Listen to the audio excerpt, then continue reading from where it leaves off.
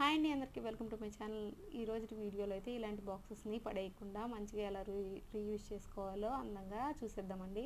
ఇలా అయితే మన ఇంట్లో బ్యాంగిల్స్ ఉంటాయి కదండి, థ్రెడ్ బ్యాంగిల్స్ కానీ ఏవైనా ఇవి దీంట్లో అయితే పెట్టి స్టోర్ చేసామంటే మంచిగా అయితే దుమ్ము పట్టకుండా నీట్గా అయితే ఉంటుంది. అలాగే ఇలా స్టోర్ చేసేసి మనం ఎక్కడికైనా ఫంక్షన్స్కి, మ్యారేజెస్కి వెళ్తూ ఉంటాం కదా, అటెండ్ అయినప్పుడు ఇలా అయితే ఇయర్ రింగ్స్, జ్యువెలరీ ఐటమ్స్ అయితే పెట్టి స్టోర్ చేసుకోవచ్చండి. తీసుకెళ్ళిపోవచ్చు హ్యాపీగా. హ్యాండ్ బ్యాగ్లో పెట్టి తీసుకెళ్ళామంటే సేఫ్టీగా ఉంటాయి, అలాగే నీట్గా కూడా ఉంటాయండి. ఇలా చూడడానికి అందంగా కూడా ఉంటుంది కదా. మీకు నచ్చితే తప్పకుండా ట్రై చేయండి. అలాగే నెక్స్ట్ వన్ కూడా చూసేద్దామండి. ఇలా అయితే దీని బాక్స్ని తీసుకొని హాఫ్ సైడ్ కలర్ అయితే వేసుకున్నాను, హాఫ్ సైడ్ అయితే వైట్ పార్ట్ మొత్తం కట్ చేసేసుకోవాలండి. ఇలా అయితే ప్రిపేర్ చేసుకోవాలి. దీనైతే మనము చూడండి, ఇలా క్యాప్ ఉంది కదా, క్యాప్కి బ్యాక్ సైడ్ అయితే ఇలా డబల్ సైడెడ్ టేపు రెండు సైడ్లు అట్లా చేసుకొని దీన్ని ఇలా క్లోజ్ చేసినట్టయితే మనం పెట్టేసుకున్నామంటే ఒక మంచి హోల్డర్ అయితే రెడీ అవుతుందండి.